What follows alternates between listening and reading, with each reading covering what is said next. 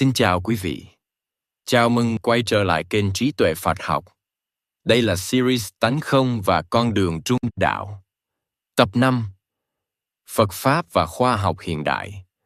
Trong tập trước, Dalai Lama đã làm rõ rằng dù các Pháp không có tự tánh, chúng vẫn vận hành theo nhân quả và duyên khởi. Nhờ đó, đời sống và tu tập vẫn có ý nghĩa. Trong buổi giảng dành cho học sinh và thanh thiếu niên Tây Tạng, Dalai Lama nhiều lần mở rộng góc nhìn vượt ra ngoài phạm vi tôn giáo. Ngài nhấn mạnh rằng Phật Pháp chưa bao giờ tồn tại tách rời thế giới, mà luôn đối thoại với thực tại, trong đó có khoa học hiện đại. Theo Ngài, một trong những lý do khiến Phật Pháp có thể đối thoại với khoa học là vì cả hai đều đặt nền tảng trên quan sát, phân tích và lý trí, chứ không dựa vào niềm tin mù quáng. Khi khoa học phát hiện điều gì đó mới, các giả thuyết cũ có thể bị điều chỉnh hoặc loại bỏ. Phật Pháp cũng mang tinh thần tương tự. Giáo pháp nào không đứng vững trước lý trí thì không nên được giữ lại chỉ vì truyền thống. Dalai Lama cho rằng chính tinh thần này khiến tư tưởng trung quán có thể gặp gỡ khoa học hiện đại một cách tự nhiên. Khi các nhà khoa học đi sâu vào cấu trúc vĩ mô của vật chất, họ không còn tìm thấy những thực thể rắn chắc, độc lập như cách con người thường cảm nhận ở bề mặt. Ngài nhắc đến việc khi phân tích sâu, khoa học không thể chỉ ra một bản chất cố định của vật chất.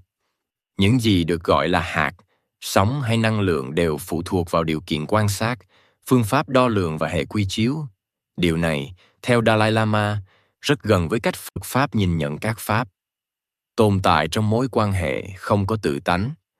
Dalai Lama không cho rằng khoa học đang chứng minh Phật Pháp, cũng không cho rằng Phật Pháp cần khoa học để hợp thức hóa. Điều Ngài nhấn mạnh là cả hai cùng chỉ ra sự giới hạn của cái nhìn thường nghiệm, nơi con người tin rằng thế giới tồn tại một cách độc lập và cố định.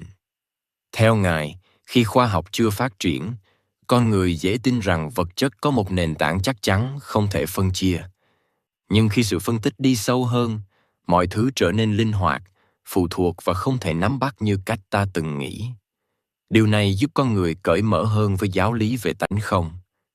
Dalai Lama cho rằng, chính tại điểm này Phật Pháp đóng vai trò quan trọng. Nó cung cấp một hệ thống lý luận đã được phát triển hàng nghìn năm để đối diện với câu hỏi: nếu không có thực thể cố định, thì thế giới vận hành như thế nào? Ngài nhấn mạnh rằng trung quán không phủ nhận thế giới hiện tượng. Trái lại, nó giải thích vì sao thế giới có thể vận hành dù không có tự tánh. Điều này giúp tránh rơi vào thái độ cực đoan mà đôi khi khoa học cũng gặp phải, khi các phát hiện mới bị hiểu lầm như bằng chứng cho hư vô. Dalai Lama cũng chỉ ra rằng Phật Pháp và khoa học có điểm khác biệt căn bản. Khoa học chủ yếu nghiên cứu thế giới bên ngoài, còn Phật Pháp đi sâu vào tâm thức và kinh nghiệm chủ quan. Tuy nhiên, hai hướng tiếp cận này không đối lập mà bổ sung cho nhau.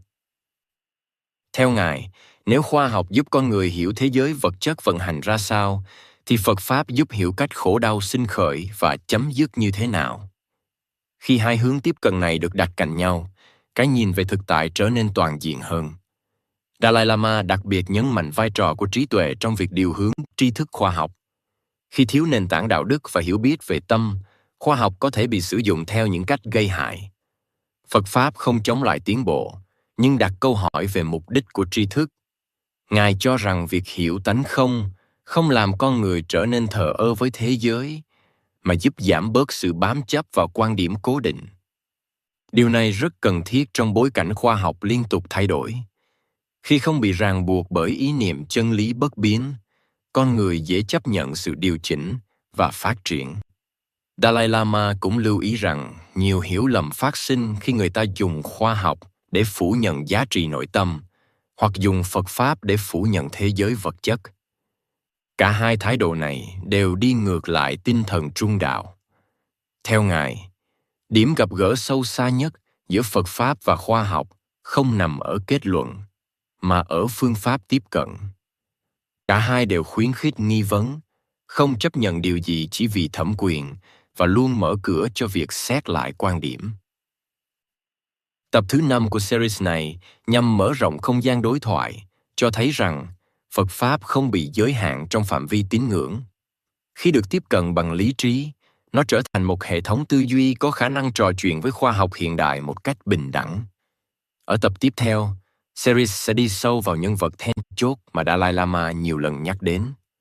Luận sư Long Thọ, người đặt nền móng cho toàn bộ tư tưởng Trung Quán. Xin cảm ơn quý vị đã đồng hành cùng kênh Trí Tuệ Phật Học. Xin chúc quý vị luôn mạnh khỏe, an nhiên giữa đời thường. Hãy nhấn like và subscribe kênh để không bỏ lỡ những nội dung hữu ích tiếp theo nhé.